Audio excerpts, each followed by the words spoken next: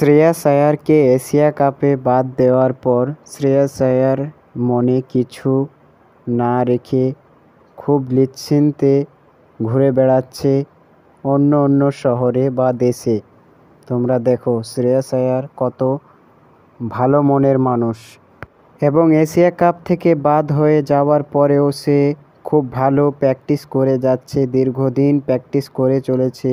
কারণ যদি একটা চান্স পেয়ে যায় সে অনেক খুশি হবে, আর যদি টি-20টা ডেবিউ হয়ে যায় তাহলে আরও ভালো হবে ওর জন্য। তোমরা দেখো না কি খেলাটাই নাই দেখালো পাঞ্জাবের হয়ে, খুব সুন্দর ক্যাপ্টেন্সি, খুব সুন্দর ব্যাটিং। এরকম ব্যাটিং কোথাও পাওয়া যায় তোমরা ভেবে বলো। এবং সিলেক্টররা জানিয়েছিল তাকে ওডিআই দলে ক্যাপ্টেন্সি দেওয়ার জন্য। তার পাঞ্জাবের হয়ে ক্যাপ্টেন্সি দেখে খুব প্রকাশিত হয়েছিল শ্রেয়াস আয়ার। 10 বছর বাদে কলকাতাকে চ্যাম্পিয়ন করার পর কলকাতায় তাকে ছেড়ে দিল, এবং খুব কষ্ট পেলাম আমি। কারণ এই সুন্দর একটা ক্যাপ্টেনকে ছেড়ে দেওয়া মানে খুব ভুল কাজ, এবং শাহরুখ খান খুব ভুল কাজ করেছে শ্রেয়াস আয়ারকে ছেড়ে দেওয়ার পর। শাহরুখ খান এখন খুব পস্তাচ্ছে শ্রেয়াস আয়ারকে ছেড়ে দেওয়ার পর। পাঞ্জাবের হয়ে ক্যাপ্টেন্সি খুব ভালোই করছিল, আর একটা ম্যাচ জিতলেই শিরোপাটা হাতে চলে আসতো। কিন্তু কি করবে, কপালে না থাকলে যা হয়।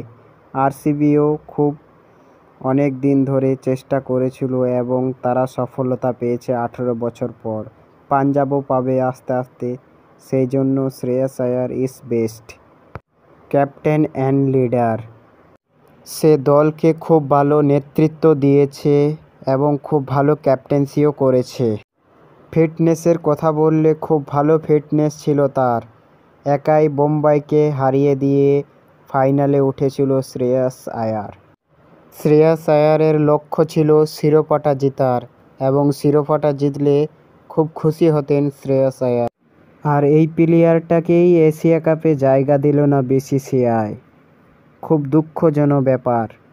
এবং সে মান অভিমান ভেঙে গিয়ে এখনও প্র্যাকটিস করে চলেছে। যদি একটা চান্স পেয়ে যায় সে তাহলে ভালো হয়। আইপিএলে 50-এর উপরে অ্যাভারেজ ছিল তার, খুব সুন্দর অ্যাভারেজ। এবং অজিত আগারকার প্লেয়ার চিনল না, এবং বিসিসিআই ঘোষণা করেছে 2027-এর পর শ্রেয়াস আয়ারকে ওডিআই দলের ক্যাপ্টেন্সি দেবে।